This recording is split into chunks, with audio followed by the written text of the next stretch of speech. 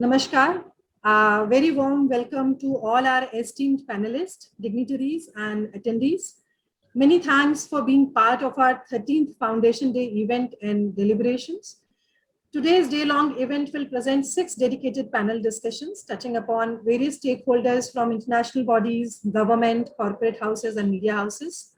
Throughout the day, we'll deliberate upon the ways and means to further this movement of building a disability inclusive and sustainable world. 13 years back, we started Sarthak with just one center in the heart of India, Delhi. And I take pleasure in sharing that in the last 13 years, we have trained and placed more than 20,000 persons with disability across 15 states of India. And as has been highlighted in the last session, that this number is not restricted to 20,000 only. We have touched upon many lives and created a huge change to the PWDs as well as the families and persons associated with them and society in general. All these have been made possible because of the vision of our founder and CEO, Dr. Jitendra Agarwal, guidance and support of our mentor and Guru Padma Bhushan, Dr. M.B. Atreya, NAI President Shri Krishan Kalra, Sarthak National and State Advisory Board member Lavarma Sir, Ranjan Chopra Sir, and many others who are guiding us actively throughout our journey. 1,000+ hiring partners, 50+ funding partners, and many other well-wishers. I once again thank everyone for your support and guidance on the behalf of entire Sarthak family. Our beautiful journey and support of our stakeholders can be well narrated through these beautiful lines. मैं अकेला ही चला था जानिबे मंजिल मगर, मैं अकेला ही चला था जानिबे मंजिल मगर, लोग साथ आते गए और कारवां बनता गया. So we thank you all for being an integral part of our journey, and we thank you for extending all kinds of support for our dream of achieving an inclusive world for people with disability.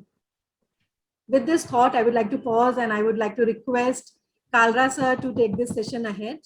Kalra sir is President NAI, our active National Advisory Board member. He's an engineer and worked in the corporate world for 38 years, followed by 7 years as Additional Secretary General of FICCI and another 3 years Secretary General of the PhD Chamber.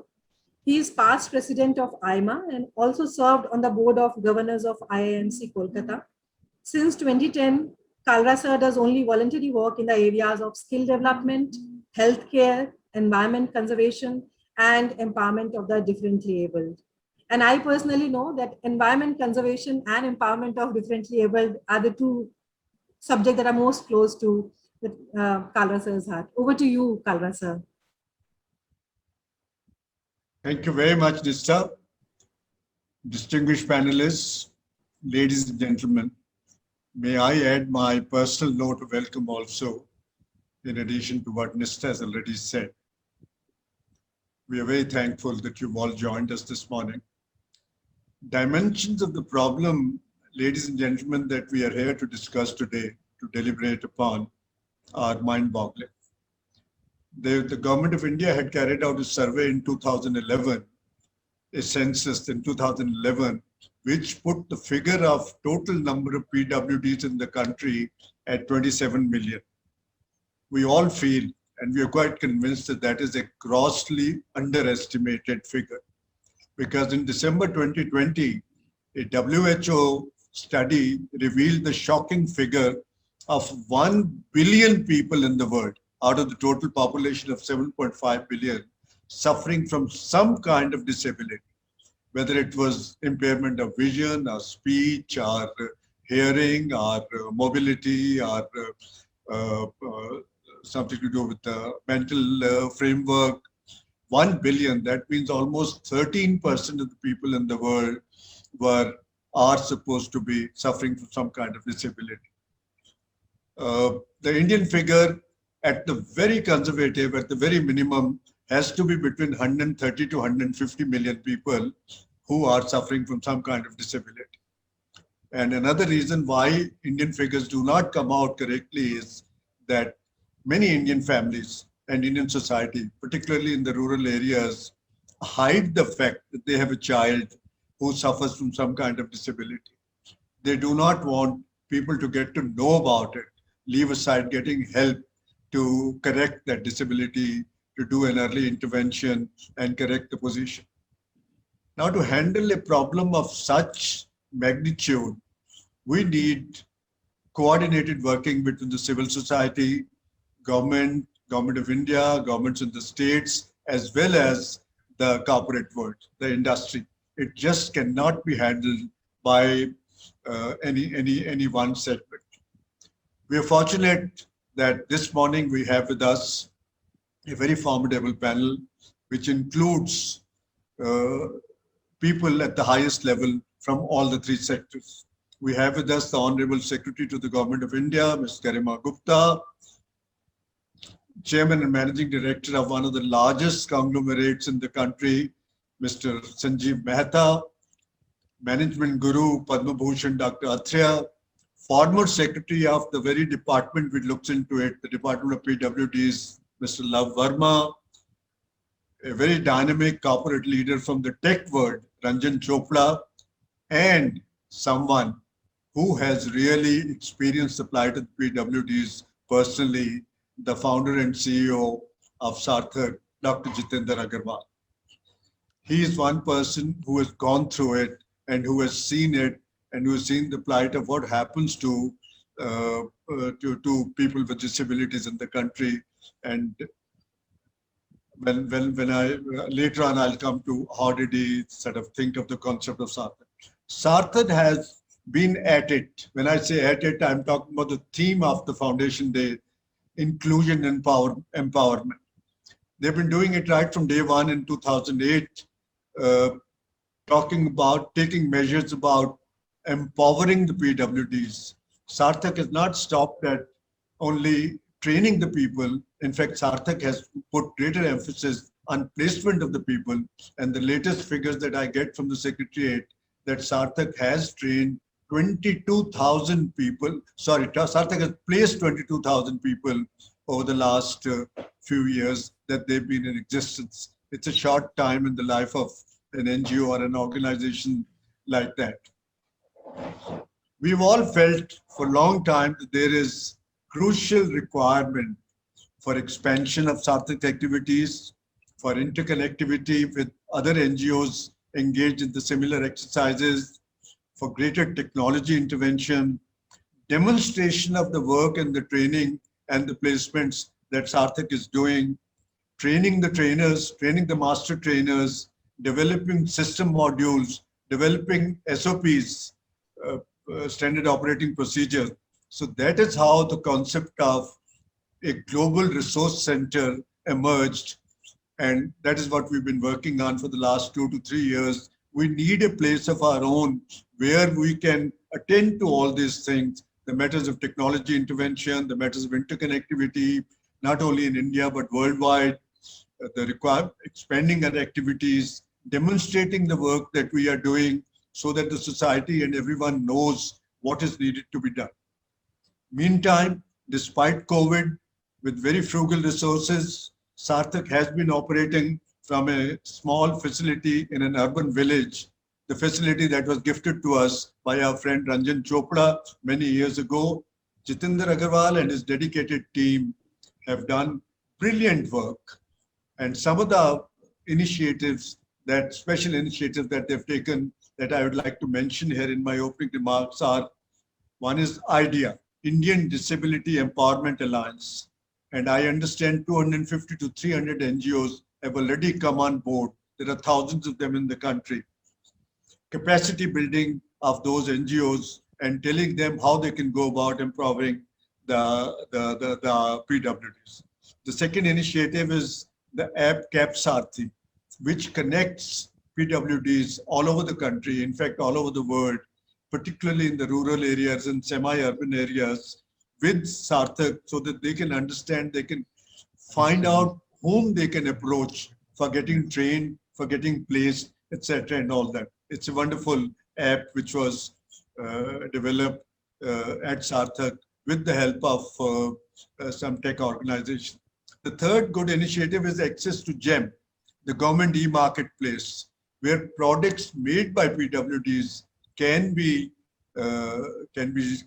displayed and can be sold, and the PWD's work can become it can earn them some money, the much needed money about. And finally, partnerships with the likes of IIT Kanpur, National Association of the Blind, and several others. I now turn over to Dr. Jitendra Agarwal, who I must share with you, despite a serious lungs problem he has had for the last 3 to 4 months, has been working with an indomitable spirit with his team. And even during this difficult period of COVID over the last 1.5 years, Sarthak's work has not stopped. If anything, it has increased. They have trained more people. They have they placed more people. This is one man who was a practicing dentist, and suddenly in 2004, at a very young age, he lost his central vision. But as he says, he lost the sight in his eyes, but his inner vision awoke with that. For 4 years, he did all sorts of things, trying to set up a business, trying to set up some via media of livelihood for himself and his family. And but it was so frustrating. But that is the time when realization came to him that what is the plight of PWDs? They are dependent on someone else, and he wanted to correct that. And that is how Sarthak was born in 2008. I salute this man who has set up an organization like Sarthak, and I now request him to make a presentation and tell this assembly more about how Sarthak came about, what Sarthak is doing, and what is Sarthak's vision. Dr. Yeah. Agarwal. Yes, sir. So good morning, sir. Good morning to all of you. I am audible, Mr.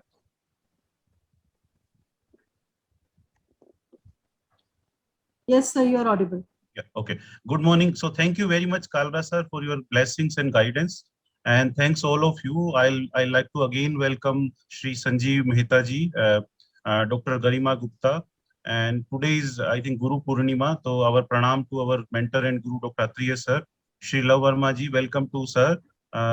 Shri Ranjan Chopra ji, as mentioned by Kalra sir, who provided us the first place in Mohammadpur, and now we are continuing the place. So thank you very much, sir, in believing Sarthak.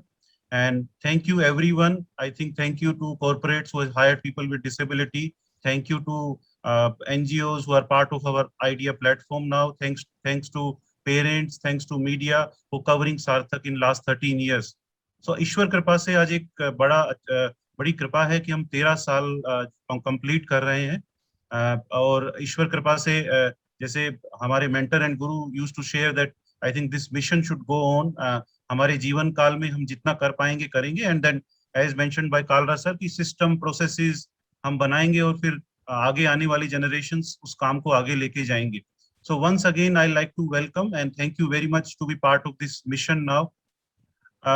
I think जैसे Kalra sir ने बताया कि we started in 2008, and initially I converted one of my clinic into a training center. So initially we started with 8 people with blindness, blind 8 दिव्यांग बच्चों से हमने start किया. And I was just going through the numbers yesterday that in our community mobilization we have touched around 1 million people with disability.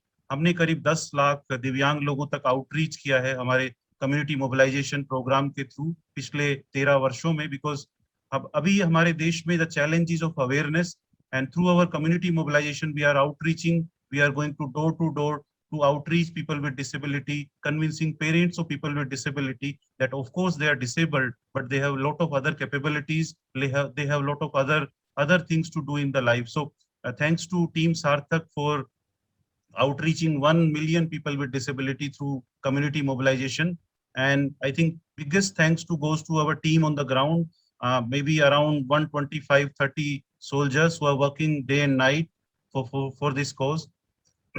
So coming to our impact in last 13 years, that as mentioned that we started with 8 people with blindness and then went to 1 million people with disability in our outreach program, and it covers all disability, people who are visually impaired, hearing impaired, physical disability, people with intellectual disability. We covers all disability. And so from 2008 to 13, in 5 years of our initial journey, it was challenged. Like in 2008, when we started, not a single Indian corporate was ready to hire. they used to ask how they will come, what they will eat, because they were not aware. Generally, now also we generally don't see people with disability at public places because of inaccessibility. But in 2008, it was really challenging. So initially, we work on two principles. One was demand creation in the market for corporates to hire people with disability. And second was creating supply chain of people with disability, because when we went to government or NGOs, I think the database was not structured one. So in 2008 to 13, 5 years of our journey, we did around, you can say, 25 roundtables, sectoral roundtables. Few BPOs initially hired like AGs or NetAmbit, and then they spoke in front of 50 BPOs. Similarly, in hospitality, Lemon Tree and ITC hired, and they spoke in front of around 50 hospitality brand. Similarly in retail. So like that, the chain started. The conversion of hiring of people with disability started with the this movement of hiring started. Similarly, for database, we went from Srinagar to Chennai and from Ahmedabad to Guwahati, around 100 job fairs all across India. Around 60,000 people with disability registered it by 2013 with us, and 3,000 got the job. And then we researched again with our database, what is the challenge? Why not 57,000?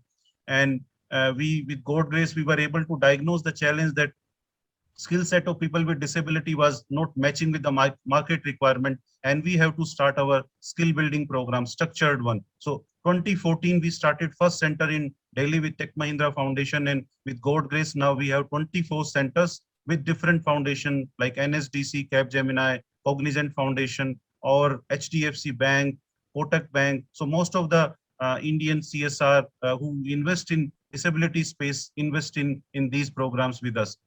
And in last 2014 to 21, in last 7 years, around, as mentioned by Kalrasa, 22,000 youth with disability are successfully employed. They are employed as a business model, not on charity, and they are getting the same salary other people with disability are getting. And they only thing required for hiring of people with disabilities is, you can say, ecosystem in the organization. First, you have to create an ecosystem. Then you have to think about in accessible environment, and of course little bit of workplace solution. Means that if people who is blind, he needs a computer where screen reader is installed. A people who are hearing impaired needs sign language interpretation, and people with physical disability, you need ramp or accessible workplace, nothing more than that. And we also used to advocate with the corporate, don't hire people with disability on charity, but hire on capabilities. And I think with God grace, it's sustainable. It's a recognized model in India now, and people are following it. And now in 2021, the challenge is different. Like, demand is very high in the market as far as hiring of people with disability. Supply chain we have to work on. So that's why we are working hard on the supply chain part. So coming to COVID, maybe I'll take 1 or 2 minutes for the COVID. Like 21st March 2020, where we went for lockdown, and for 7 days, because we were physically working in all our centers all across India. So we were able to live in a week time, and with God grace, now all our programs are online. Maybe program for children with special need, we are providing therapy online. We are doing skilling. And I think the biggest advantage people with disability are getting during COVID is that they're getting work from home now. And it's I think a golden era for, you can say, digital world for people with disability, where they need not to come out from an inaccessible environment, inaccessible infrastructure. And I think this will continue now. During COVID also, we supported NGOs, because as mentioned by Kalrasa, that we also created a platform in 2017, because we thought that how we can empower each disabled in India. We brainstormed and came up with the idea that if we can partner with the NGOs on the grassroots level, especially in the rural part of India, we can empower people with disability. And then we created this platform IDEA.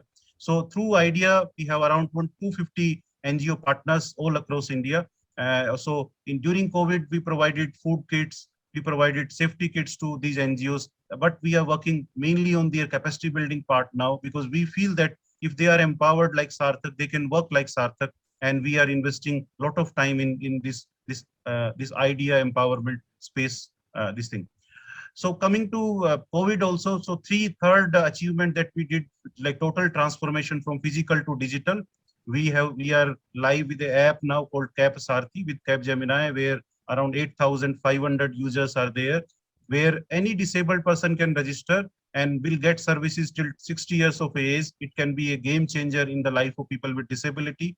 Our website is accessible now. We came up with open source solutions like parents with children with special needs, because see, generally in our early intervention center, children are coming and getting therapy by therapists, but now we are training parents so that they can give therapy at home. And I think it will be very useful for the parents for the future also. So through this open source solution, we are providing training to the parents also now. I think digital world is really a golden era for people with disability. I'm repeating again because we realizing that it's a very suitable platform for people with disability, where they're getting therapy, they're getting trained, they are getting employment also without any inaccessible infrastructure.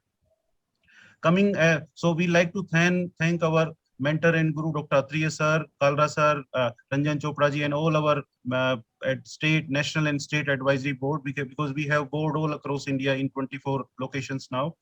I like to thank all our partners who are partnered with us, especially in hiring, in employing people with disability and other things. As mentioned by Kalra sir, that Global Resource Center is our dream project. And I think we are delayed from 1.5 years due to COVID and resource mobilization perspective. But the whole idea of this GRC is to have a platform where we can empower NGOs across India. So first objective of this Global Resource Center is to empower NGOs in the grassroots part of India. Second is to provide reasonable, affordable technology to people with disability, because technology is right now available, but is not for people with disability in the rural part of India. Third main objective of this Global Resource Center is to have all the solution at one place. So we clubbed them in at a one place. And fourth is attitudinal accessibility for corporate and for Aam Aadmi. So it will be a great platform where people can invest in this space.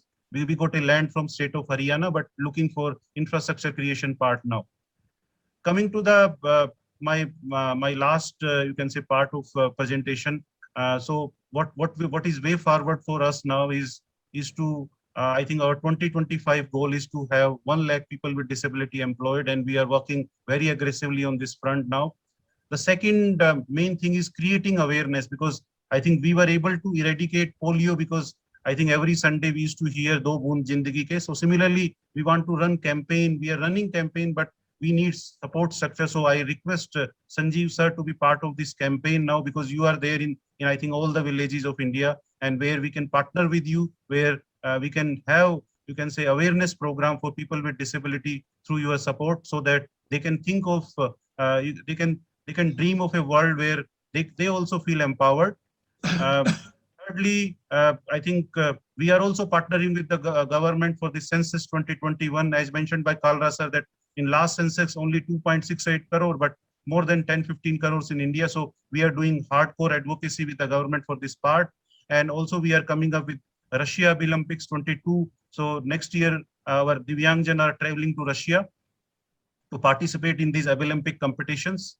So in the end, I like to, you can say to people with disability, मैं दिव्यांगजनों से निवेदन करूंगा कि ये जो digital world है, इसमें आपको अपने आप को स्किल करना है, अपने आप को आगे बढ़ना है, बिकॉज आपकी identity is not disability, your identity is your capability. And specially जो पेरेंट्स हैं उनको भी निवेदन करूंगा कि आप उनको सपना दिखाइए, बिकॉज वो सपना लेंगे तो वो जीवन में आगे बढ़ेंगे, और कुछ भी नामुमकिन नहीं है दिव्यांग लोगों के. I think we have 22,000 stories where they have proven to the world now that they are, वो किसी से कम नहीं है, वो सब कुछ कर सकते हैं. और एक बार मैं in the end I like to thank everyone to be part of this conference. And हम लोग फिर ऐसे ही जैसे as our mentioned by doctor Atreya sir की 13, 130 और 130 मे बी 1000 ईयर्स तक ये मिशन चले और हर दिव्यांगजनों को एम्पावर करे. So thank you very much. Thank you.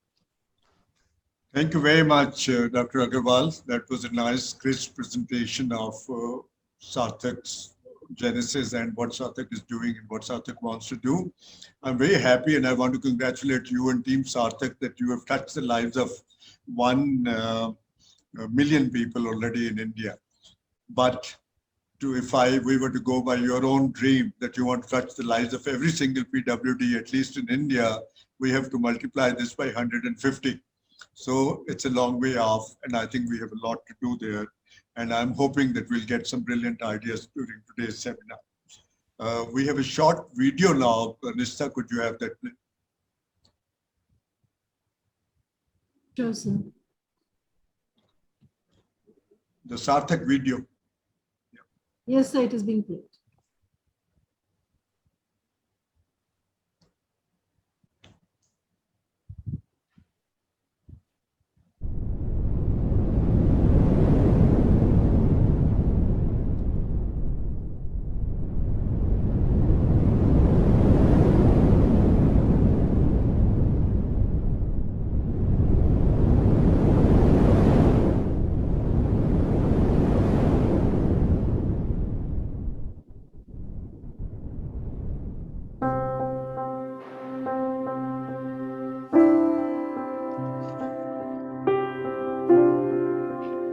हमारी आंखें, इन आंखों से हम दुनिया को देखते हैं, अपने सपनों को देखते हैं।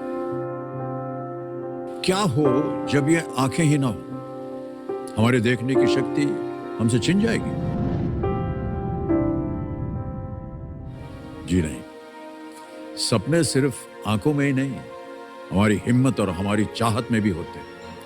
और जहां चाह होती है वहां राह भी होती है।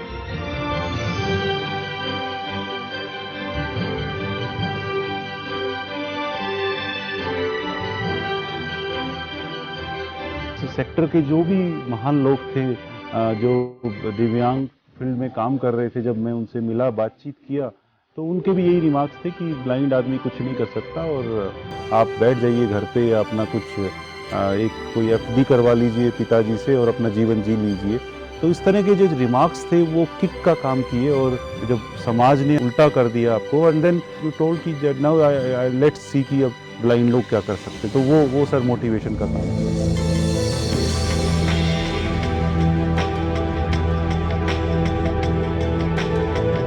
We have to create such awareness inside our community about people with disability that they don't need sympathy, they need skill, they need empowerment, they need education. So we have to work on all those principles and create awareness among society. I think these awareness can create, I think, in a bigger way, empowerment of people with disability.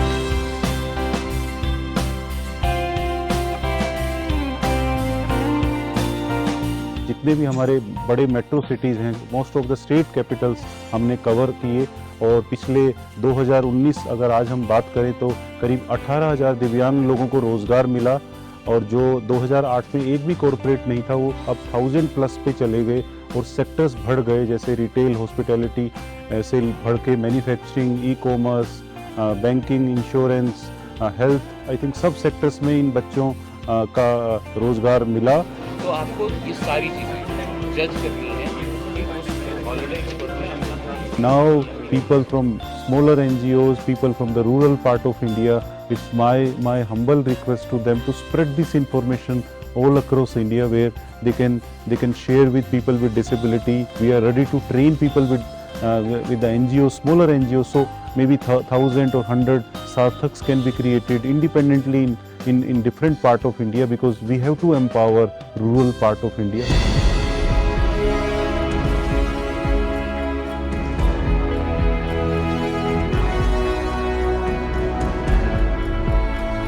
So I am very optimistic person. I always feel nothing is impossible in this world, and if we think, if we are getting any signal, so that signal is not from us, from the God, and I feel fortunate that God has chosen me for this empowerment. And my, you can say, body is nothing, it's an instrument. My guru says it's an instrument, and till my last breath I have to serve people with disability.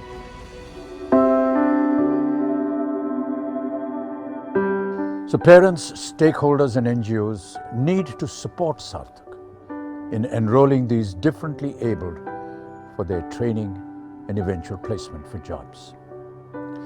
In their spirit of innovation, Sarthak is now building an SGRC, a global research center in Gurugram, and needs the generous support for its fructification. My very best wishes to the entire Sarthak team in the fulfillment of its mission. Thank you so much.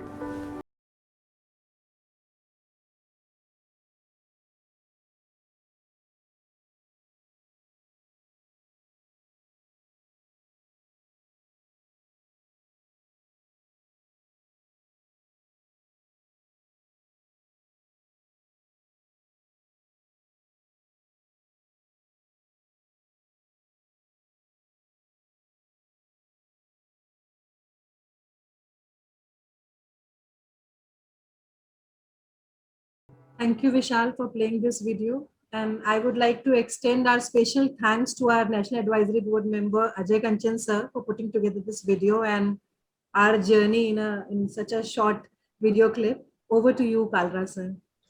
Thank you, Nista. That was excuse me. That was a nice video, and I'm sure with the involvement and support of big influencers like Amitabh Bachchan, our message will reach across to many more people, and we would be able to move on now. I now turn to Mr. Ranjan Chopra, a very dear friend, a great supporter of Sarthak for many years, right from inception actually. Ranjan is the managing director of Team Computers, a 25-year-old company with 1,100 members. After graduating from IIT Kanpur in 1983, he worked in Philips and Apple and then started this business.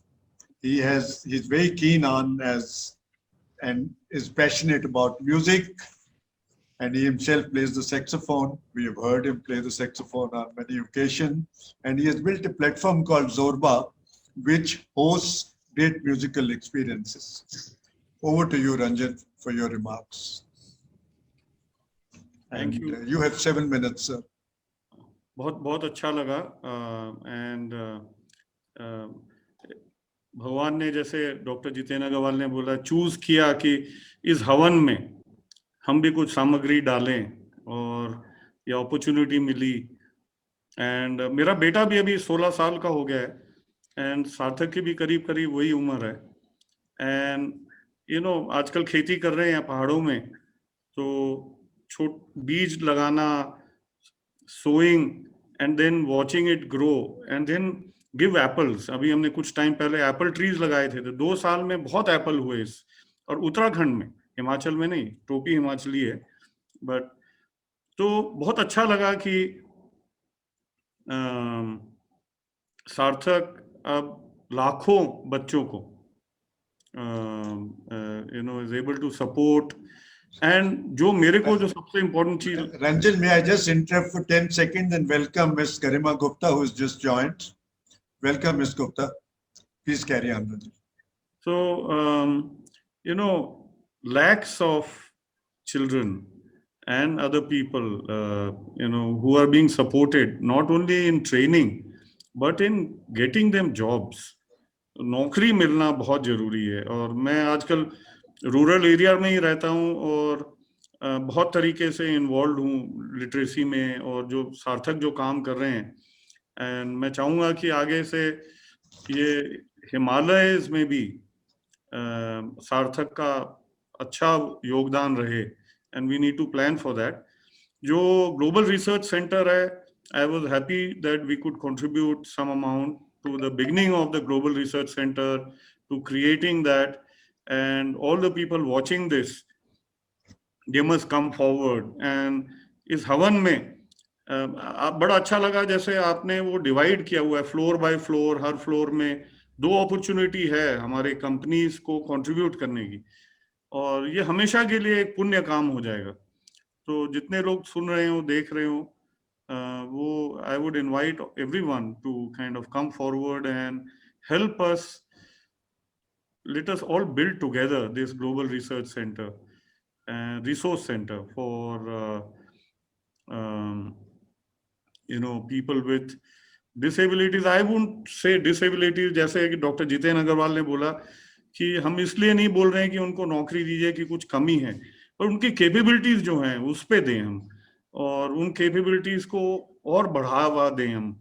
And so I am delighted to be a part of this, and always available for any kind of support, any kind of ideation. And हमारे थ्रू भगवान अच्छे काम करवा रहा है, तो इसमें बहुत खुशी हुई, और आंखों में आंसू भी आए साथ में. जब भी मैं ये अटेंड करता हूँ तो आंखों में एक आंसू, गले में एक वो कि बहुत बढ़िया काम हो रहा है. Thank you very much everybody. Thank you very much, Ranjan. I think your analogy of a havan and putting some samagri in it is wonderful, and it emotes with all of us. A lot of people indeed are tuned in. The number of participants on this platform may be very small, but there are people on Facebook and other social media platforms who have joined in, and I'm sure they're all listening. And I agree with you that it is not enough to do good, but it is also necessary to be seen to be doing good. And we can do that only when we have a place like the Global Resource Center. Friends, it's my pleasure now to invite Mr. Love Verma, former Secretary to the Government of India. Mr. Verma is an officer, IS officer of the 1978 batch. He has had extensive administrative experience spanning a wide range of assignments at the center, as well as at many senior positions in Uttar Pradesh, including as Principal Secretary to the Governor. He has played a seminal role in the successful campaign for eradication of polio, treatment for HIV/AIDS, and the mainstreaming of accessibility issues for PWDs. As a former secretary of that department, I think he understands the problems better than any of us. Mr. Verma, over to you. Please share your comments with us. Thank you for your kind comments, Kalraji. Am I audible? Yes, you are, sir. So first of all, let me congratulate Sarthak on completing 13 years of dedicated service to persons with disabilities. And today also happens to be Guru Purnima. So it is the ideal time to offer pranam to Dr. M.B. Athreya Padma Bhushan, who is our mentor and guru. I would also like to say something about Sarthak, that it has become international now. It is global. It even has a UK chapter, and I think soon we will be opening chapters all over the world. Apart from the 22 centers which Dr. Agarwal is running in the country, we hope to have a global presence, and we've already started with the UK chapter. The pandemic has affected PWDs more than most of the sections of society, and it is nice to see that the government of Delhi, for instance, is having separate camps for persons with disabilities to have vaccination. And I think that is a very good idea, which other state governments also need to pick up. Now, to give a few ideas, the CSR, I read somewhere that the CSR last year was about 1 lakh crores. So why can't 1%, which is only 1,000 crores, why cannot it be earmarked for persons with disabilities and given to NGOs which are doing really good work on the ground? Let there be a committee which examines the work of NGOs, and those who are deserving can be given. We have, I think, only 14 crores or so will see the establishment of the center, and we won't have to go and approach PSUs for this paltry amount. Another area which I am very keen should be plugged is percentage to be filled. Percentage which according to the new act is 4% of government seat. Hello? Yes. So this percentage has not been filled, and it can only be filled if there is an APR entry.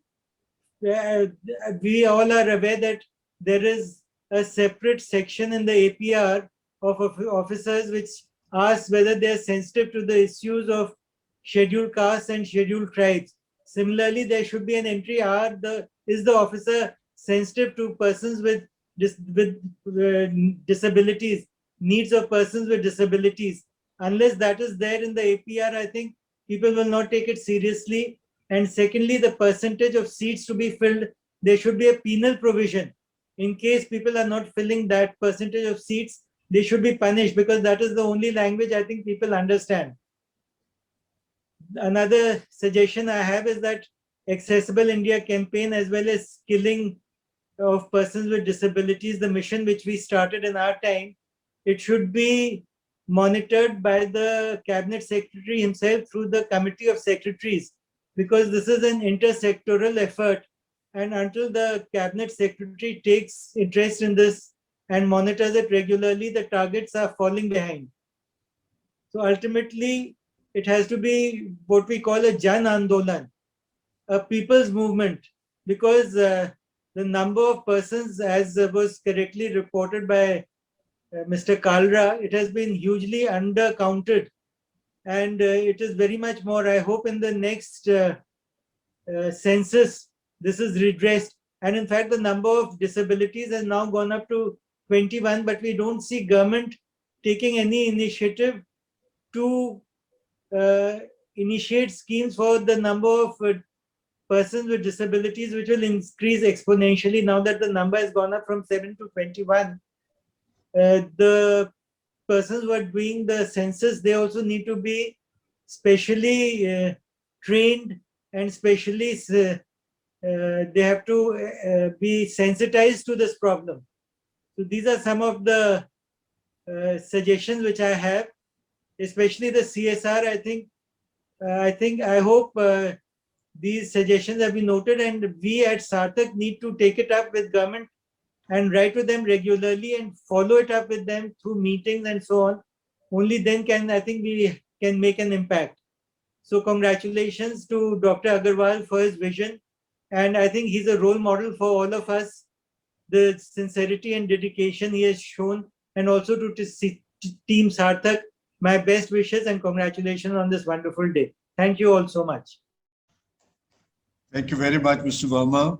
As I said earlier, I think your understanding of the problem and what needs to be done for PWDs to transform them from how they are deemed to be a burden on society to useful, productive members of society, I think no one understands better than you do that.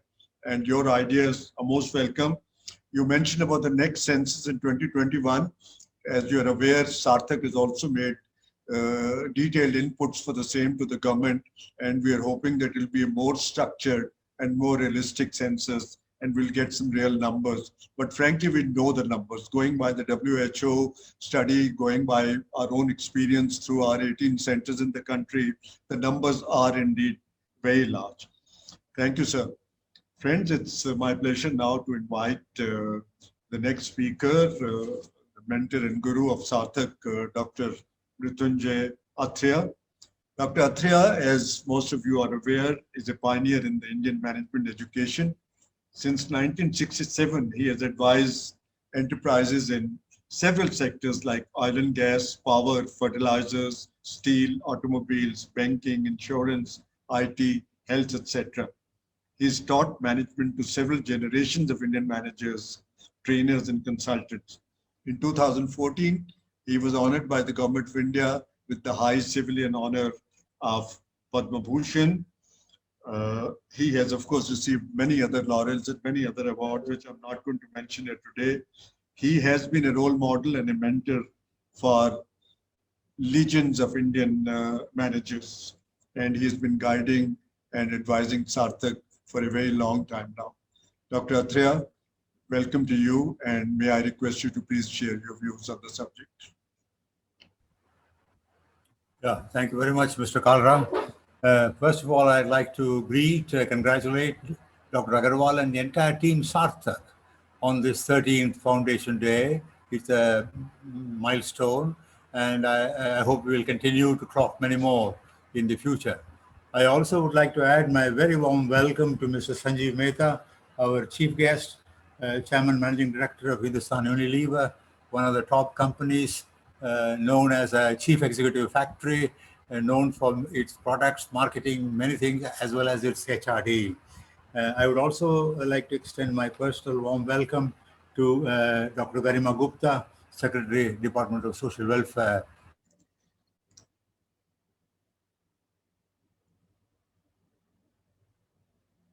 On the other hand, if they spoke early, then the climax would have been lost.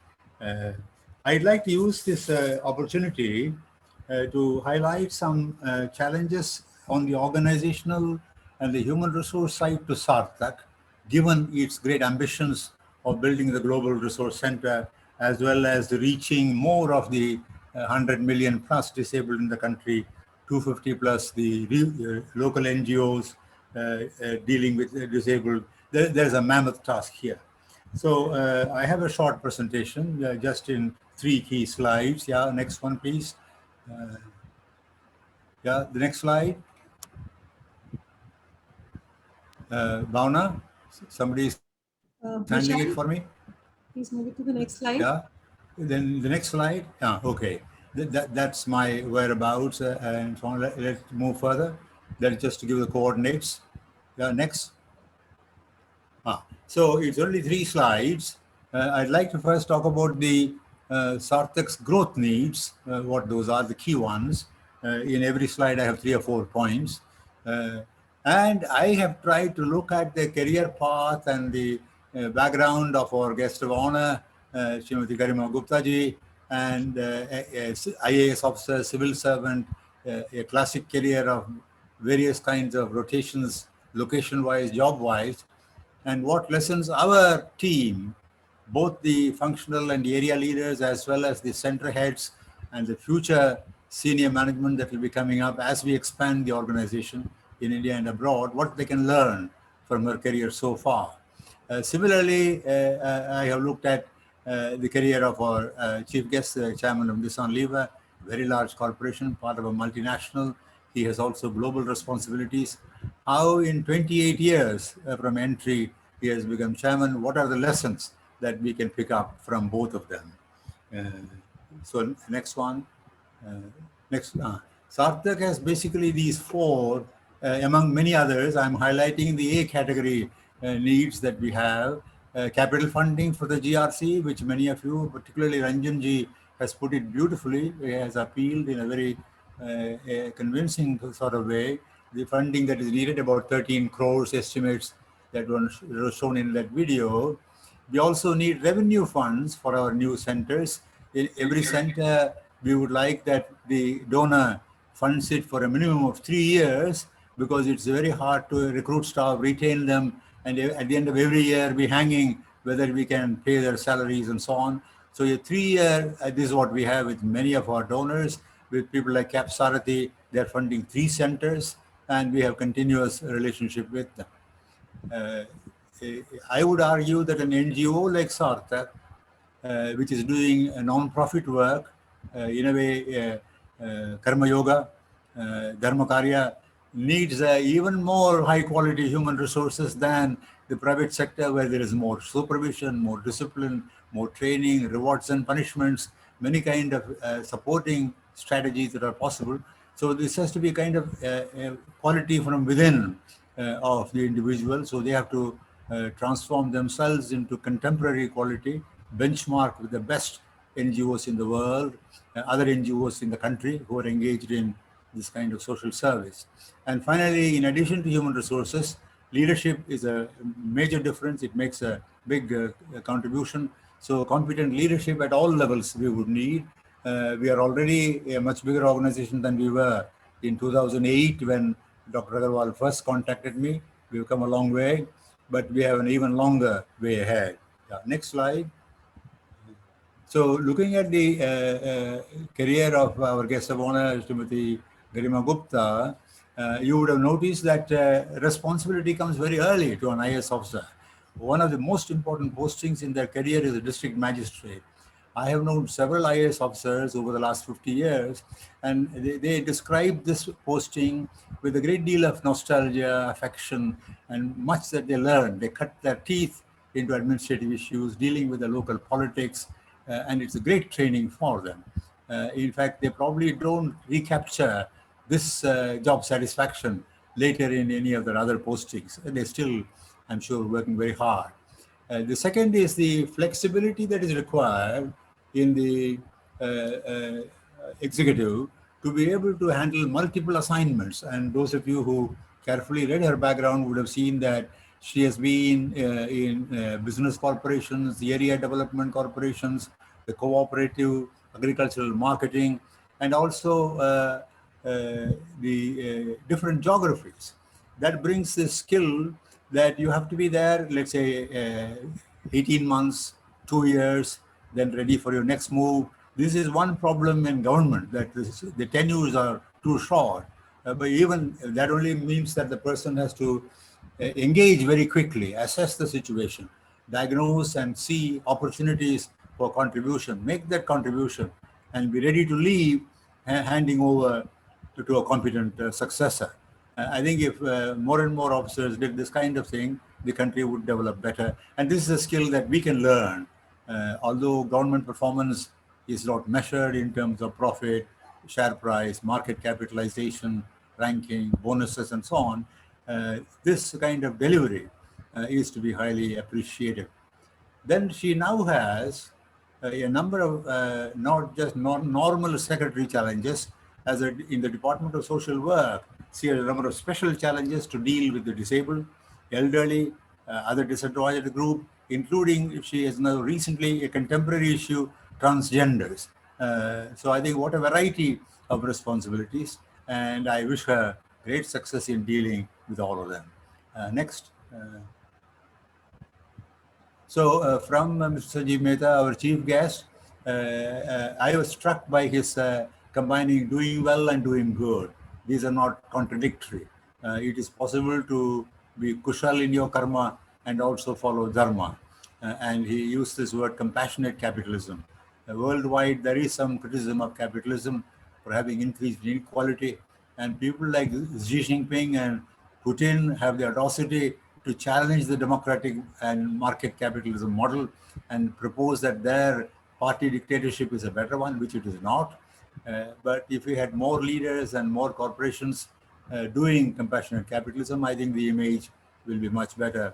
And for corporates like Levers, Sarthak is one of the instruments to reduce the level of rising inequality. The second is that he has not just had periods of high performance followed by some fatigue and moderate performance. It has to be sustained high performance, because in such a corporation, it's highly competitive and the management cannot be blamed. The top management has to pick the best person. At every level, there will be filtering. And I'm aware of Hindustan Lever, many past chairmen. I had the privilege of knowing the first Indian chairman, Prakash Tandon. I was directing the advanced management program for the All India Management Association in Srinagar for 5 years. Every year, he was a very valued speaker in the program. And I've also interacted with him elsewhere in the national conferences. I invited him to our IIM Calcutta. And the successors, Vasant Rajataksha, T. Thomas, many other, Mr. Datta and myself were on a government committee of Madhavrao Scindia to improve higher education in the country. So they have done their work in the company as well as the social contribution, early R&D in the country, the concept of minimum economic size in licensing, persuading the government to do so. So he is one in the long line of very competent and outstanding chairman. And I wish him in the remaining tenure, both within India and in global roles, all success. One thing also we can learn from him, thriving in multiple national and regional cultures. India itself is a highly culturally diverse country, 20 plus languages. I have spent time in several parts of India. I have lived in Bengal for some time, Calcutta. I've been a frequent visitor to Gujarat, Maharashtra, naturally as a consultant. I have a background in Sanskrit, so I can appreciate how rich these various cultures are. Even within Southern India, the Telugu, Kannada, Malayalam cultures have such a mix of Sanskrit and Tamil. So within India itself, we have had executives going from Ludhiana to Chennai to help set up that center. I think this kind of rotation we should be doing more of without disrupting their personal lives. And in Mr. Mehta's case, it is not just a national mosaic, but a global perspective of cultures that he's dealing with. One of my students at IIM Calcutta, 66-68 batch, Rishikesh Bhattacharya, I was recently speaking to him in the US. He was with Levers for a long time. He was in charge of Brazil. Then he was in Unilever in Netherlands. Now they have migrated to US where his children are. There are many such career paths, and Mr. Sanjeev Mehta has 10 to 15 years of active contribution ahead of him within Lever and much more outside. So I wish him all success. Another thing that we need to learn from him, I have in the past talked about the stamina of a marathon runner. That's good. That's a start. But I think Mr. Mehta gives us something even higher, a marathon winner. Keep on winning at every step so that you are on track to be the next chairman. So that's a kind of energy level, inexhaustible. When you have passion, when you have ambition, when you have desire to contribute to the stakeholders of the company and to the economy and the economies of several countries in the world. Similarly, we are doing a very noble contribution, enabling, empowering the concept of Swavalamban. And I have personally seen the transformation of many of our PWDs, and what Ranjan Chopra said, every time I have cried, that from that initial hesitation, depression, skepticism, training से क्या होगा, इसमें 3 महीने क्यों spend करना है, पैसा खर्च होगा, बाद में नौकरी भी नहीं मिलेगा, this kind of depression, they come and they learn a skill every week in those 12 weeks training program. Their confidence rises, they get placed, and I have seen so many of them married, have children, they live a normal life. That's beautiful. To do all that to a lot more people, we need people with energy, and I think we should remember both Garimaji and Mr. Mehta beyond today's session, not forget them after this session. That's why I tried to capture some of these lessons. I know it will be on our website. People can keep referring to it. Nishta, our head of internal training, can make use of these. There may be more lessons that you can draw. So I intended this as my tribute to our chief guest and guest of honor, as well as our benefit from their presence here. Thank you very much. Thank you very much, Dr. Atreya. All of us at Sarthak have always learned a lot of things from you, particularly the way you conduct our meetings at Sarthak. We're absolutely impressed. And thank you for sharing with us some of the sensitive and important points about both the guest of honor and the chief guest. Indeed, these points are not mentioned in the official profiles that we've received from their offices. Probably they're too modest about it. So thank you very much for sharing those with us. Friends, it's my pleasure and honor now to introduce briefly our guest of honor, Ms. Garima Gupta, Secretary, Department of Social Welfare, Government of India. Thank you, ma'am, for joining us this morning. Ms. Gupta is an IS officer of the 2004 batch. She has held many important assignments over the last years that she's been in service, and has gained enviable administrative experience in Goa, in Arunachal Pradesh, and Delhi. In her present post, despite all the pressures of the normal work that she has, an additional charge as Managing Director of the Shah Jahanabad Redevelopment Corporation, she has spearheaded many crucial new initiatives like social security for senior citizens, avenues for empowerment of PWDs, education to special children through special schools, and shelter and facilities for the destitute, and employment of transgenders. These are some of the unique new initiatives that have been pushed forward by Ms. Garima Gupta. It's a matter of great honor for me now to request her to deliver her address. Please give her a big hand. Good afternoon. Thank you so much, Mr. Kalra. Good afternoon to all the distinguished speakers in the webinar. I am glad to be participating today in the Foundation Day celebration of Sarthak Educational Trust. And I want to congratulate you that you have successfully completed 13 years in the field of inclusion and empowerment of people with disabilities. Your efforts in empowering these people with special abilities, have been manifold and inspiring. I have noted with great pleasure that Sarthak had been in forefront in imparting skill training to persons with disabilities, also providing them an opportunity to be integrated in the social mainstream. Your program for early childhood care and education of children with disabilities is also of great interest. As you all are aware that we are going through a great transition or turbulent times as a result of the COVID pandemic. These are the unprecedented times and government and the NGOs, they must work together in shoulder to shoulder to reach out to the vulnerable sections of the society.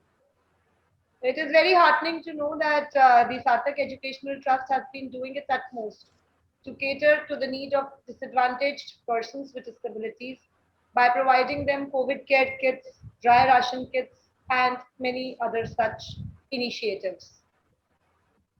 As you all are well aware that the RPWD Act 2016 casts immense responsibilities on us as state government to provide equal opportunities to persons with disabilities with respect to their access for education, employment, and a barrier-free environment. We in the government of Delhi are striving very hard to achieve these objectives as enunciated under this Act. And we have also undertaken a number of initiatives. As I go along, I will also bring to your knowledge a number of such initiatives which we have undertaken.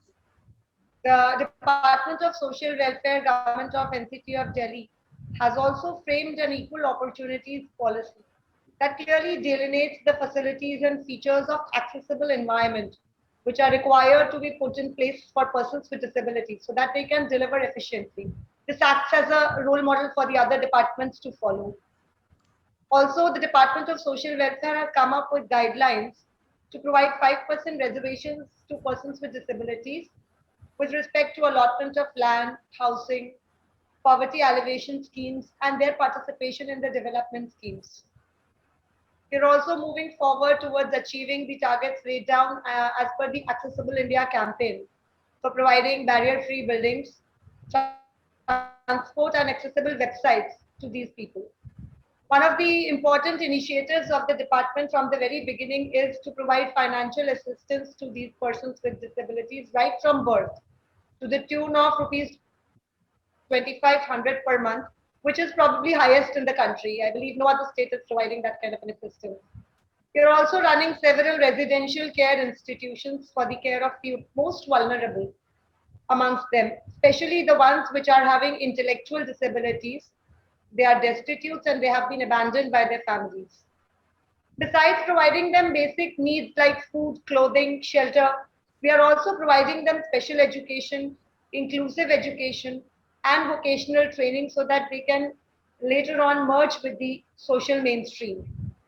I'm glad to share with you all that we have provided them various avenues to excel in sports, recreational, and cultural activities. Some of our residents of Asha Kiran Rohini have done us extremely proud by winning medals in the Special Olympics, which were held in Los Angeles, USA in 2015 and Abu Dhabi, UAE in the year 2019. Besides this, we have also set up residential homes for the care of abandoned persons with mental illness who have recovered after treatment in hospitals but have nowhere to go. So such persons, they need utmost care and supervision so as to guide them back to the social mainstream. So with the consistent efforts of the department till date, 18 such residents we have been able to restore to the families located across various states in India. The departments also run 5 special schools for the hearing impaired, 1 for the visually impaired, and 1 for children with intellectual disability. We are also maintaining a hostel for college-going blind students in Delhi. As a part of mandate under RPWD Act, Department of Social Welfare also grants registration to the NGOs who are working under the in this field for the persons with disabilities. We grant them no objection certificates. The NGOs who are desirous for conducting special education courses at the graduation and the diploma level. I would also like to share with you that the department provides grants to NGOs under the Delhi Grant Scheme for various activities which are related to welfare and empowerment of persons with disabilities, as also senior citizens. We also recommend cases for grant and aid to NGOs to Government of India, especially under schemes like Deen Dayal Rehabilitation Scheme, which has various components in which these people with special abilities can apply and get assistance. So I request Sarthak Educational Trust to go through this scheme and apply under the relevant components. The Government of NCT of Delhi assures all support for properly designed and well-documented proposals, because we are the nodal agency for recommending to Government of India. With regard to empowering persons with disabilities, department also scrutinizes the applications for scholarship which are provided by Delhi government, pre-matric scholarship, post-matric scholarship, which is run by the Department of Higher Education. Also, various scholarships which are run by the Government of India for such persons with disabilities. We are also implementing the UDID card Swavlamban project of Government of India. This UDID project, as you would be aware, envisages the issue of the unique disability ID cards to all the people with disabilities, along with the disability certification through the online Swavlamban portal to facilitate future linkages with all government programs and schemes.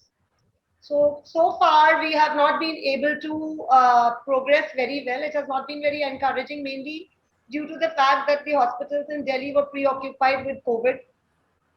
And therefore, we request the field level organizations like Sarthak to come forward to reach out to persons with disabilities from your end and also assist them in registering on the UDID portal.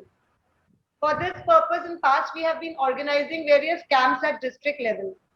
So these people later on, if they get registered under the scheme and they have this unique ID card, they can have various associated benefits like small benefits like the DTC bus passes, the iCards will be issued by the SDMs for disabled, and this will also help in assistance in admission in inclusive school of education department, and for providing the aids and appliances to through the NGOs. So as you are aware that Delhi government has also set up the State Commissioner for Persons with Disability office, who is empowered to hear the grievances of the persons with disability and take up suo motu cognizance in case there is a violation of the provisions of the Act. Also, we are now proposing new initiatives. These are all in pipeline. We have begun thinking about it, and therefore many such initiatives are in pipeline, like financial support to persons with disabilities with high support needs. We have proposed a higher amount of financial assistance for them. Also, we have proposed financial assistance for performing marriage of daughters of persons with disabilities, or in case if the daughter is disabled, the parents are not, then also the assistance will be given to them, the girls which are disabled. Also, the transport allowance to the students with disabilities is under proposal. Provision for aids and appliances through Alamco. Many more initiatives are planned, and I hope that these efforts will be supplemented by you NGOs like Sarthak, because we aim to ultimately build a fully accessible society. With this, I would like to congratulate Sarthak once again for completing 13 years of its journey in the empowerment of persons with disability, and my best wishes for your future endeavors. Thank you. Thank you very much, Honorable Secretary. We are very happy to learn about the special initiatives that you have pushed as Secretary of the Department. Initiatives like Asha Kiran and others who provide shelter and special education to children of special needs. I do hope that these measures would extend beyond Delhi, indeed to the entire country, including the remotest corners of the country, because there is probably greater need in some of those in the hinterland and in the rural areas than what it may be in Delhi. Madam, we are also thankful to you that you've told us about the various opportunities that your ministry offers for NGOs like Sarthak, and we'll certainly take action on that. And we do hope and look forward to your continued help from your department for moving forward in the dreams that we have at Sarthak, to fulfilling them, to realizing them. Thank you very much for joining us this morning, and we're grateful to you. Friends, it's my pleasure now to invite our chief guest, Shri Sanjeev Mehta, Chairman and Managing Director of Hindustan Unilever Limited, to share his views with us.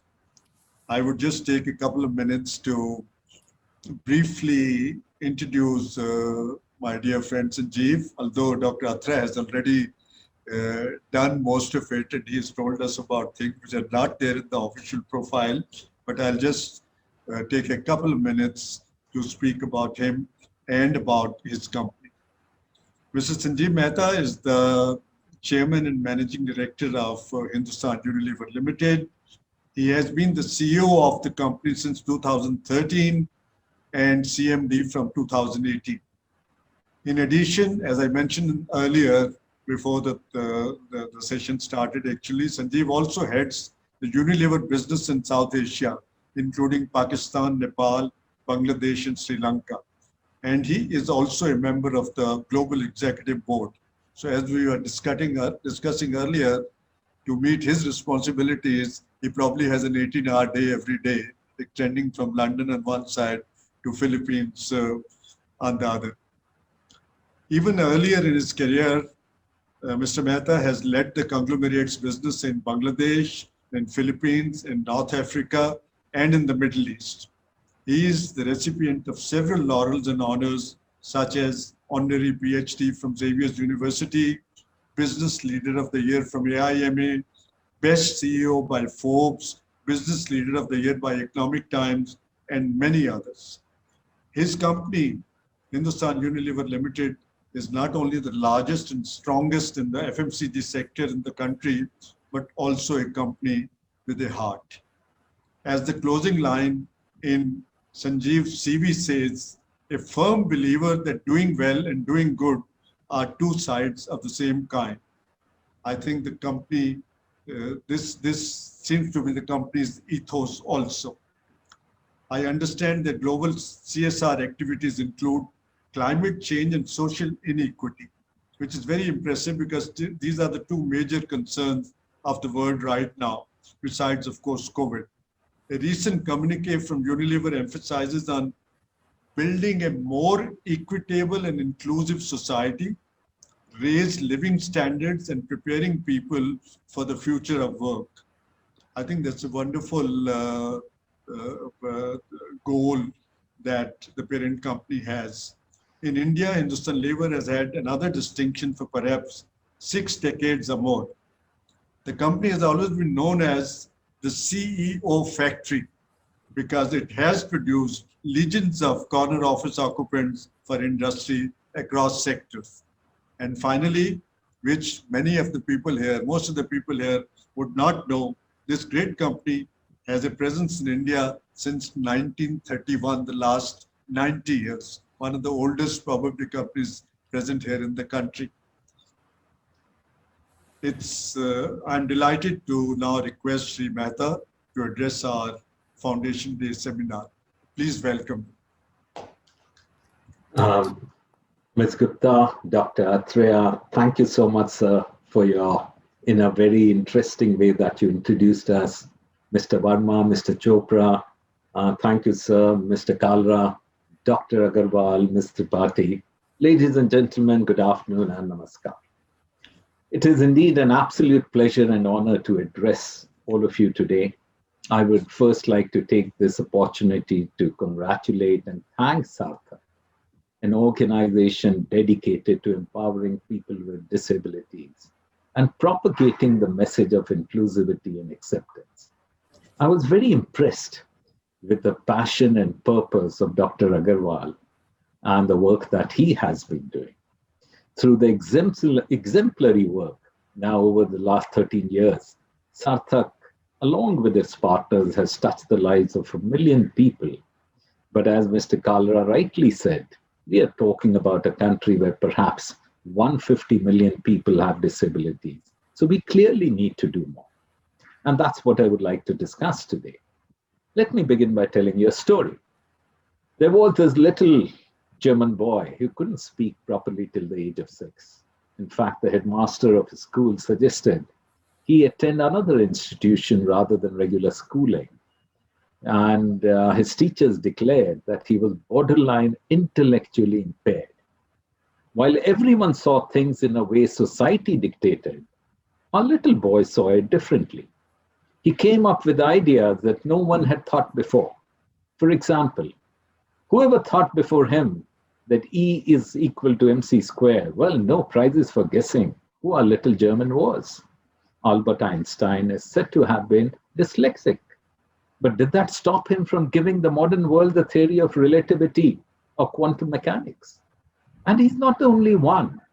The first president of the US, George Washington, had trouble spelling.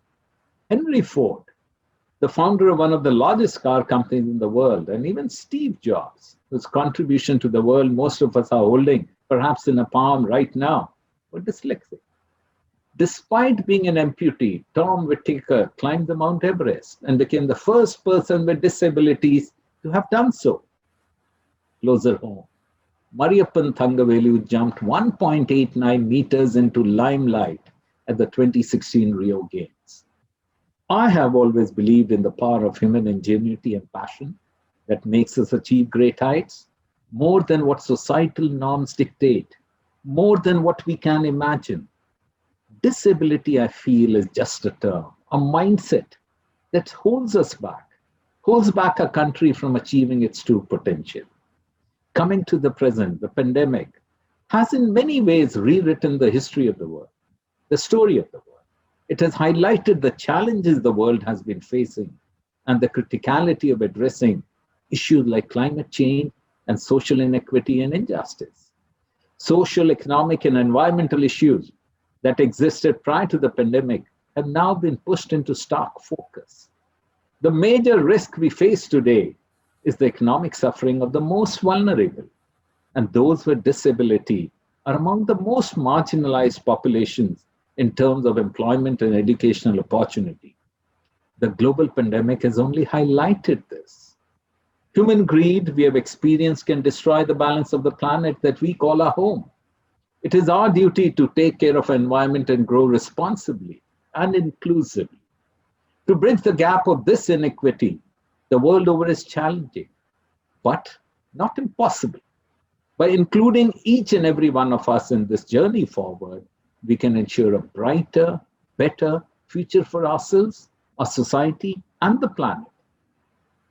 While it is clear that to build a truly inclusive nation, we need to bring in each and every one of us into the workforce, let us take a look at the challenges faced by people with disabilities. Besides the social stigma, the primary challenge that people with disabilities face is lack of employment opportunities. According to a survey conducted by the National Center for Promotion of Employment of Disabled People, the percentage of people with disability in the multinational company is as low as 0.05% of the total workforce. Similarly, while government organizations are mandated to have 3% of the total workforce reserved for people with disabilities, the actual percentage is a measly 0.5%. In 2016, the Indian government passed the Rights of Persons with Disability Act, where 13 new disabilities were added to the initial list of 8. While this is a welcome move, the number of people with disabilities would have now increased many-fold, subsequently magnifying the unemployment problem. While policies can help it create opportunities, we need wide-scale intervention in areas of appropriate employable training, provision of entrepreneurial opportunities, creation of workplace infrastructure conducive for people with disabilities, and most importantly, an overall social acceptance. And corporates such as Hindustan Unilever need to play a critical role. Through studies and research, we were able to identify some of the challenges that people with disabilities face, especially in the workplace. And most stem from the fact that conversations around disabilities aren't common, especially in India, where it was frequently noted as a topic that is not discussed. For example, how many executives or senior managers at the top companies would have said they have any form of disability? According to Valuable 500, Disability 100 Findings Report, which was recently issued in May 21, the answer is none. We need to change that. Corporates need to create an environment of psychological safety where employees can have open conversations. They need to build a workforce that is aware and a workplace that supports people with disabilities. How can corporates help in the journey to include and empower people with disabilities? The answer goes beyond the creation of employment opportunities. We need to look at driving acceptance and inclusion holistically. At Unilever, we have always believed that diversity in our workforce lends us the strength to win. Diversity of thought, of beliefs, of gender, of religion, of characteristics and individual strengths is not only good for the company, but also great for the business. After all, without a healthy and inclusive society, there cannot exist a healthy business. In 2018, Unilever had set out commitments in the space of diversity and inclusion that would help us be the #1 employer of choice for people with disabilities. In fact, by 2025, we want to see people with disabilities representing 5% of our workforce.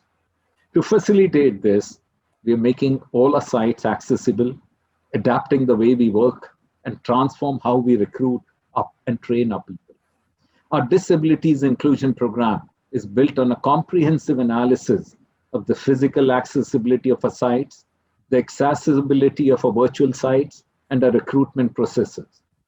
Our guidelines facilitate accessibility in IT, recruitment, communications, and workplace design. We've also created an employee resource group for people with disabilities and their allies.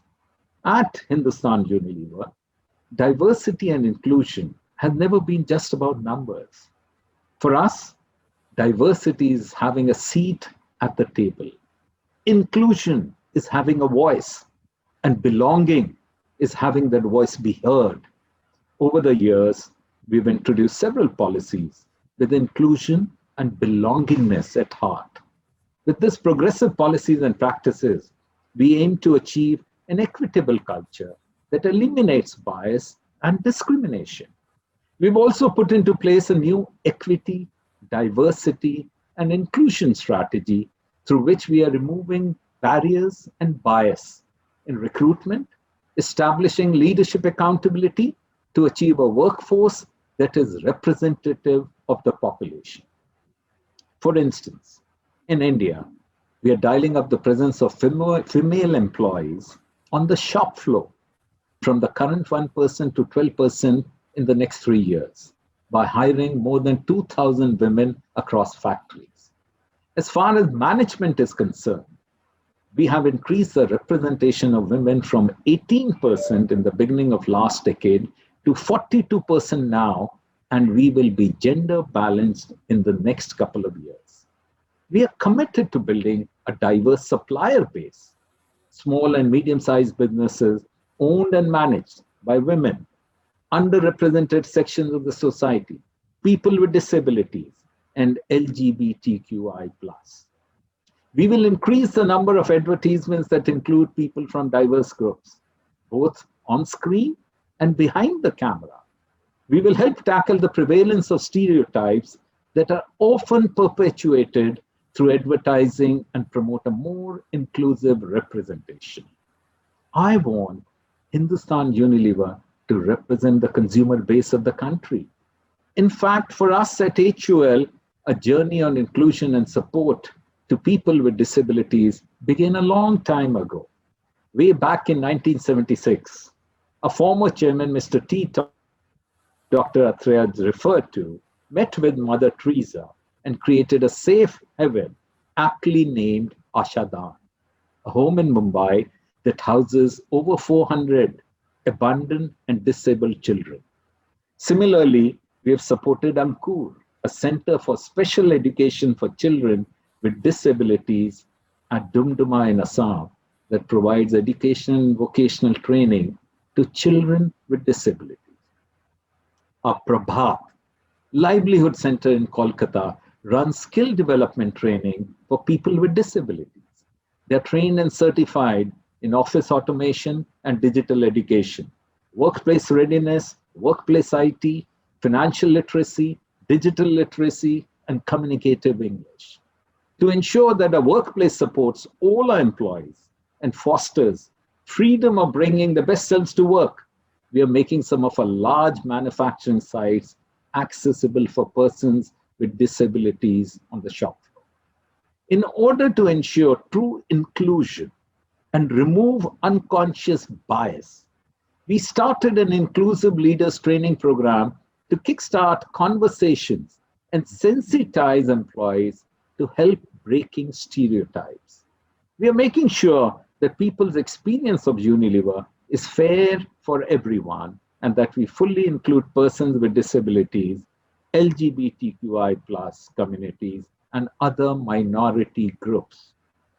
You'll be glad to know that India is one of the 3 countries where Unilever is piloting a project called Accessibility for Persons with Disabilities. MS Inclusion Lab in partnership with Wunderman Thompson and Microsoft. Through extensive surveys and in-depth discussions, the plan is to develop a roadmap for people with disabilities in Unilever. Some of the recommendations include removing cost concerns as a potential barrier to the selection and training and building competence in working with and leading people with disabilities through mandatory disability inclusion training for managers and teams, and shifting the people with disabilities narrative from victims to resilient and innovative problem solvers. As a responsible citizen in India, HUL feels it's our responsibility to not just create an inclusive environment within our organization, but also be a voice of advocacy for inclusion in the country. We see our footprint as not limited to the 21,000 employees who work for Unilever and the 2.5 lakh employees who work in our outer core, but also every consumer who uses our products. We believe, being one of the largest FMCG companies in the country, it is our duty to create a meaningful difference to the society of tomorrow. As HUL, we reach 9 out of 10 households in India. With an arsenal of nearly 50 brands, we firmly believe that the brands we sell can be a force for good. According to new research findings, people are increasingly disconnected from advertising, with less than 1 in 5 believing that ads are representative of the broader society. The findings of the Society commissioned by Unilever were also significant regarding advertising of marginalized communities. Considering this, we launched an initiative called Act to Unstereotype, which will see the entire company broadening its commitment to unstereotype and challenging ourselves to create marketing, not just advertising, that will help influence the next generation of people to be free from prejudice. The aim is to go even deeper, to make real structural changes to the entire marketing process, and to provoke and integrate more diverse and inclusive thinking across every brand, from new product development through to advertising production. Rexona is the world's first deodorant designed by us for people with disabilities and is committed to providing millions of people the confidence to move more. The brand belief is that the movement has the power to transform lives and that everyone should be able to experience the incredible physical, mental, and social benefit it can bring.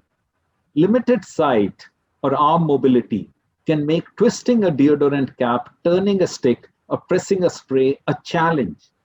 Sometimes the fear of sweating without antiperspirant protection can prevent people with disabilities from moving as much as they would like to. That's why Rexona collaborated with consumers with disabilities and a diverse team of experts to come up with the world's first adaptive deo that makes application easier for disabled people. It's not just innovation. Take, for example, Quality Walls ice cream brand. Its mobile vending initiative, I Am Walls, has helped vendors become self-sufficient micro-entrepreneurs selling ice cream on the move. It equips people with sales, customer service, and problem-solving skills. This initiative has empowered over 350 differently abled persons across the country. There's much more than just an altruistic element to this commitments in action. We believe that diversity, equity, and inclusion in the workplace directly results in improved financial performance through its capacity to foster innovation, creativity, and empathy. The actions that we take will help build a more inclusive society by raising living standards across the value chain and creating opportunities. That's not all. I would like to take this opportunity to share with you some success stories from HUL. Our Consumer Engagement Center, which has been set up to address the needs or concerns of millions of consumers, is staffed almost 15% with people with disabilities. For persons with disabilities, it is essential to approach inclusion at an individual level. For instance, an HUL employee developed a degenerative visual impairment. As an organization, we reached out to him to understand his experience and adapt to what would need to be done to ensure he was comfortable and able to continue his journey. Some of the actions we took: during the lockdowns, we arranged for a scribe to work with him. We made a company-wide change to ensure that every mail or communication was always screen reader friendly. We also decided to bring him on board as a diversity and inclusion leadership team to leverage his passion for bringing about change. While at HUL we have already set sail, we realize that we have a long journey ahead, a distance that cannot be traversed alone. We need to come together with organizations like Sarthak and operate with a high level of collaboration by exchanging ideas across boundaries to address the challenges that confront us. Thanks to a heightened awareness about special requirements, to improve LGBTQI+ rights, to improve maternity and paternity benefits, to all-around accessibility, diversity and inclusion is becoming a human resources principle. Hearteningly, many more companies are now jumping on the bandwagon. Thanks to organizations like Sarthak that has brought inclusion to the center stage. Before I sign off, I would like to leave you with a thought. Recently, we celebrated Mandela Day. Nelson Mandela, who dedicated his life to uphold inclusion, had once said, "It is not a question of patronizing philanthropy towards disabled people.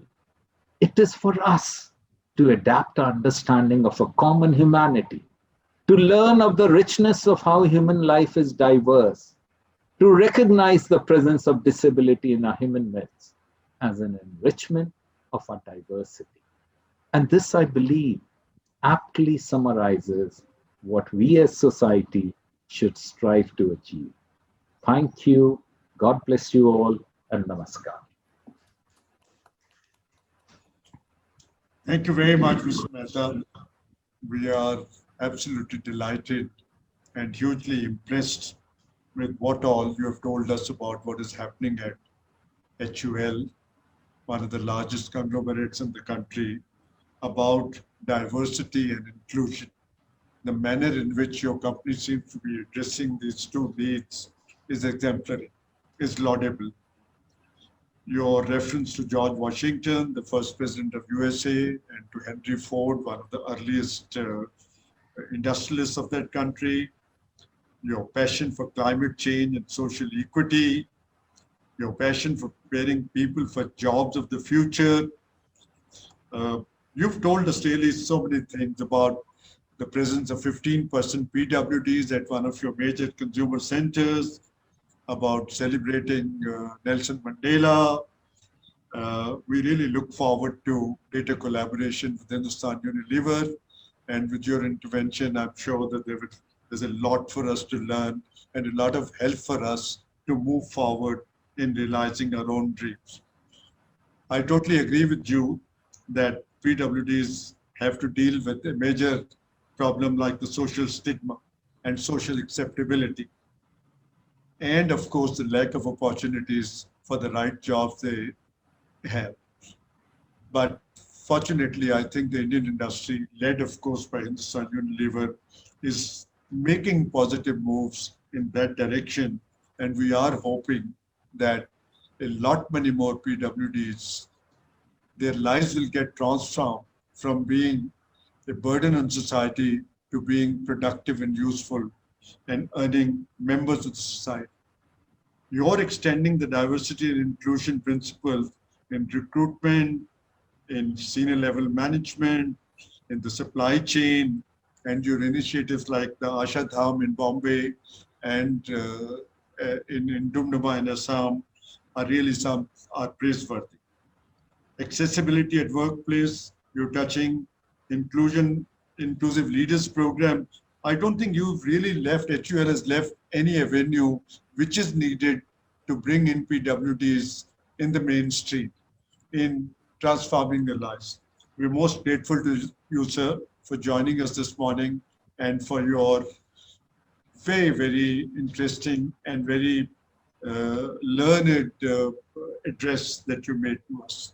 Finally, friends, I want to take a minute to thank all the distinguished panelists today, our advisory board members, Team Sarthak, led by Nishta and Bhavna, our tech people like Vishal and Barkha, and all the participants who are listening to the live streaming of this program on Facebook and other social media for joining us this morning.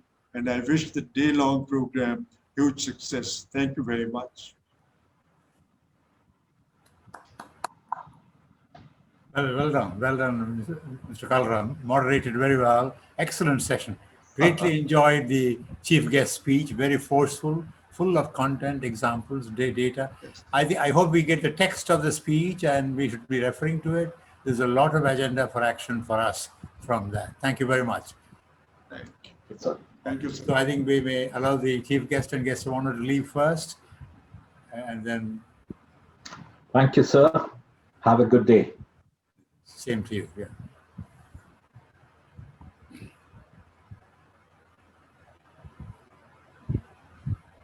So thank you very much, Mr. Kalra, Jitendra, Krishna, for all the arrangements, and my colleagues on the board. Bye-bye. Yeah.